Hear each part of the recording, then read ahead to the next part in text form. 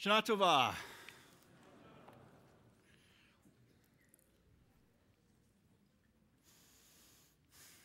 At an early age, by about 3 or 4 years old, someone will give an unsuspecting child a gift beyond measure. This gift is a magical key which opens doors into worlds of possibility. Now, you've all received it, and likely you've passed it on many times since then. This gift is, quite simply, the question, what do you want to be when you grow up? Pow! Like a rocket ship, like fireworks, the child's mind opens. Now, take a second to think back about it. Think back to who first asked you this question. Was it your mother? Grandfather? Perhaps a teacher? And what was your answer in those early years when you were small? Now, we're all friends here, so we're going to try something. Raise your hand. Really raise your hand if at some point when you were young, you wanted to be a cowboy. Hands up, cowboys. Okay. How about an astronaut? Raise your hand if you want to be an astronaut. A couple more hands. A dancer. Okay, a few more hands. What about a professional athlete? Okay. Recently, when I asked my 2-year-old what he wanted to be when he grew up, he told me a cow. Okay. Now, you're in Temple, folks, so let's be honest. Raise a hand if at some point in your life you wanted to be a superhero, to have superpowers, to use them to fight for what was right, to use them to protect the innocent and battle evil. A lot of superheroes. Who among us didn't secretly want to run fast like the Flash, or be as strong as the Hulk, or fight criminals like Wonder Woman? For me, my favorite was Superman. To fly faster than a speeding bullet, to leap tall buildings in a single bound, and to possess superhuman strength that could stop a runaway train. After school, I'd rush home to watch Superman cartoons. I had a Superman lunchbox. And for Halloween, I dressed up like Superman. For superheroes fit into my childhood world where everything was either black or white, and everyone was either a good guy or a bad guy. Superheroes are a virtual manifestation of all that we wish that we could be: strong and youthful, able to defeat all our foes, and constantly able to swoop down in the nick of time to rescue innocent people from maniacal villains.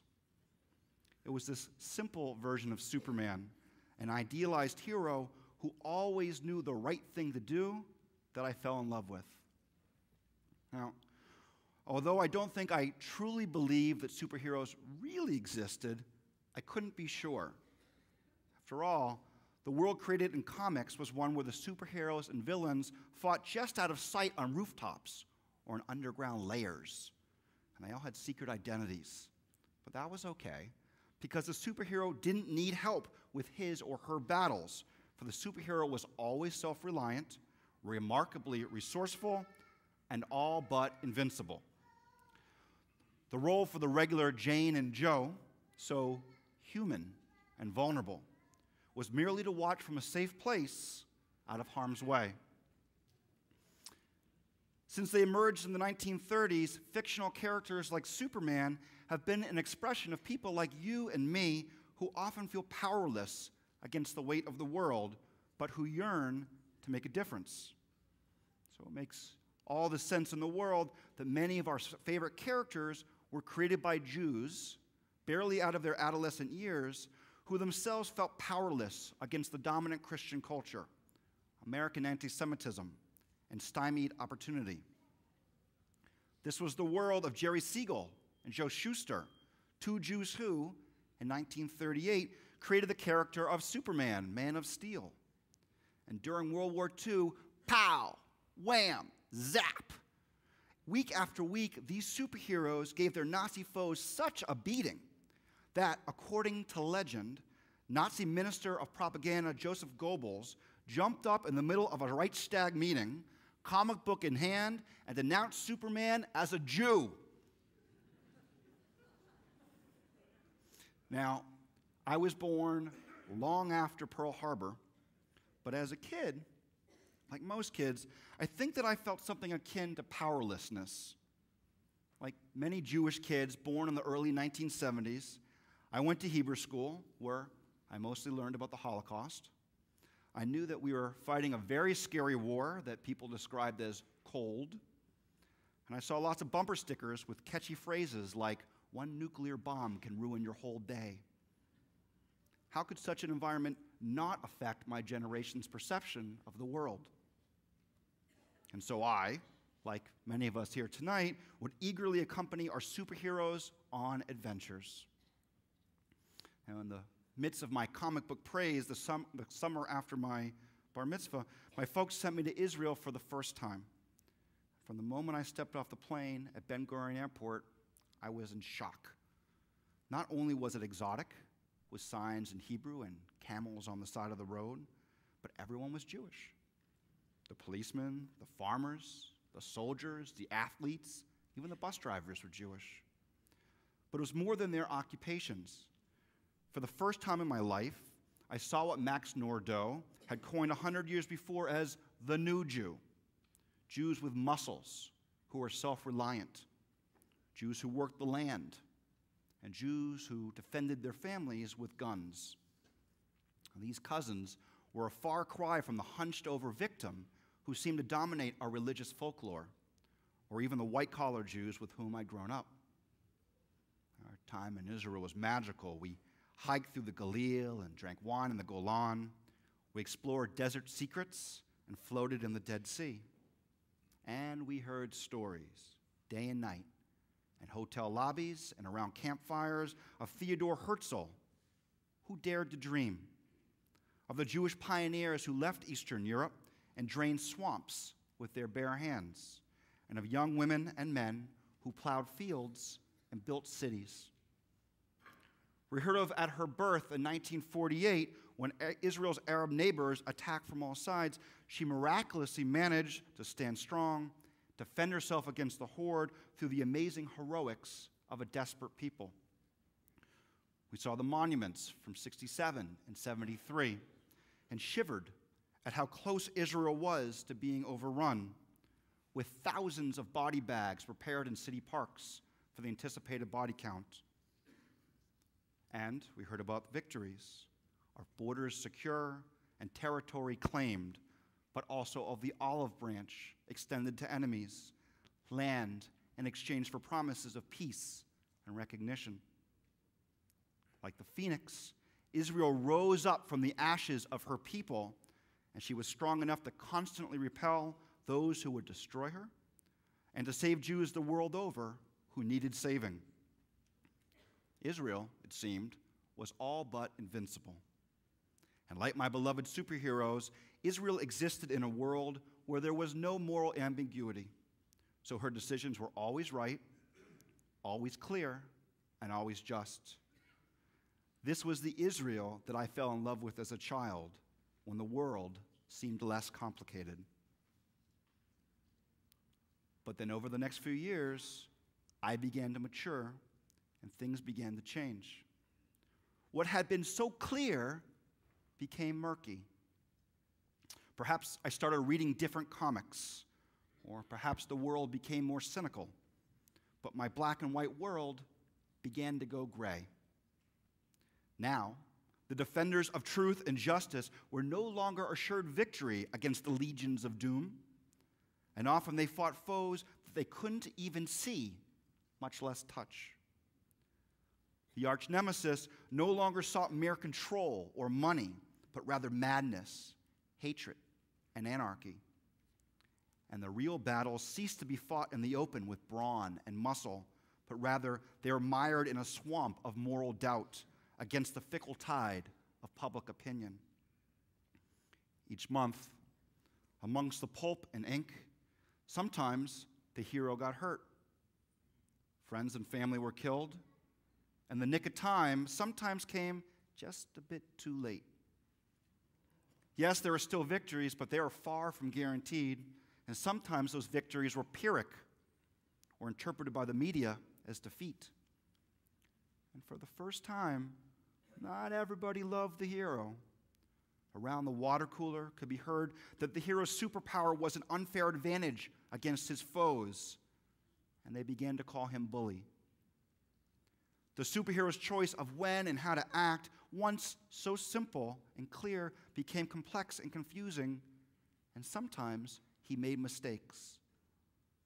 Soon, every single move, even those essential to his very life, were questioned and condemned.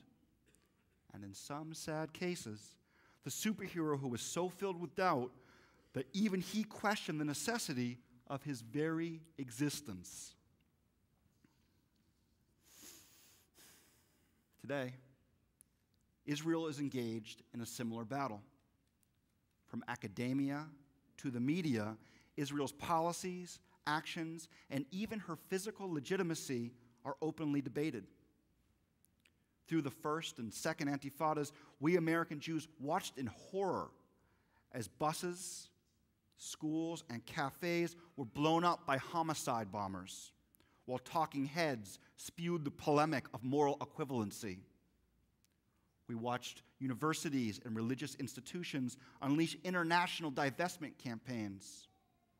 And now, for the second year in a row, we're shocked as Iran's President Ahmadinejad gets prime time international coverage from the United Nations to threaten Israel with nuclear annihilation.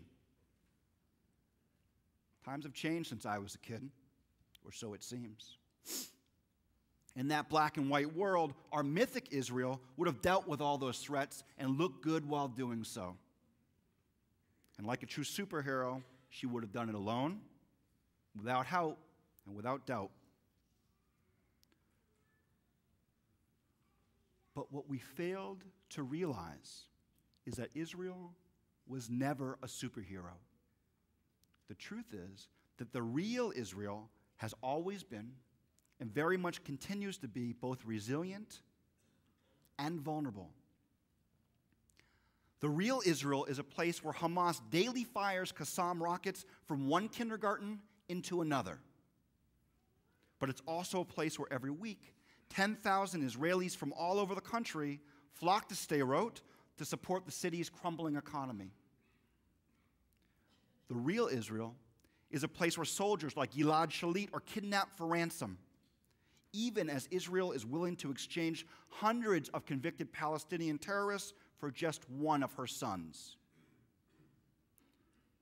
The real Israel has been forced to build a protective wall to safeguard her citizens from attack, while the world debates the morality of her secure borders.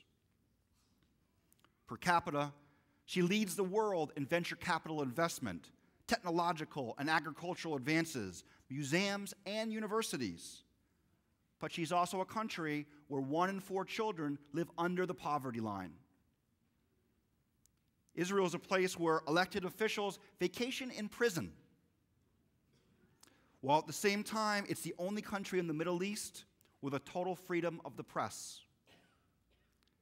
And just as with the passage of time, children come to know their parents as real people, recognizing that Israel is not the mythic land from our childhood is the first step towards a more honest relationship and a more mature love. Just as those comic heroes cease to be super, so too must we cease to be mere bystanders, watching from the wings and awaiting protection. In real life, we can't judge the hero as we would an angel or a god, but rather only by the same standard as we judge ourselves, as human, as fallible, full of noble intentions, but with room for improvement. The challenge and recognizing that Israel is not a superhero is that it puts the onus of action back on us. We don't get to say they can fend for themselves or they're on their own. Just like our children our brothers, our sisters, the people of Israel are family. And although our children and our grandchildren might be safe at our sides, clearly our people's children are not. And this is relevant to each of us because it's real. We become desensitized to hearing about yet another missile hitting State Road, yet another Israeli soldier kidnapped, yet another maniac clamoring for Israel's destruction at the UN. But we can't allow ourselves to slip into the malaise of acceptance, despair, and apathy. When our tradition clearly tells us that we shouldn't depend on the Messiah for safety or redemption, it's saying that we shouldn't depend on superheroes. Rather, we need to take our fate and that of our people into our own hands. And we each have a role to play in standing with Israel against everything that comes her way. Our role is not just to react in times of crisis or danger, which we're very good at, but to walk with our people through the dark night, to know them for who they are, and to comfort them when they're in need. Practically, we can do this in many, many ways. We can enter the political fray and advocate for a strong U.S.-Israel relationship. We can educate ourselves on the issues and then speak about them to our neighbors. We can enjoy Israeli artists. We can share in Israeli accomplishments, and we can support Israel's economy. But most of all, we can promise ourselves that we will be more Jewish, that we'll celebrate our joyous events and seasons together as a community, that we'll struggle to act ethically in accordance with Torah, and that we, B'nai Yisrael, will take pride in our rich tradition, homeland, and history.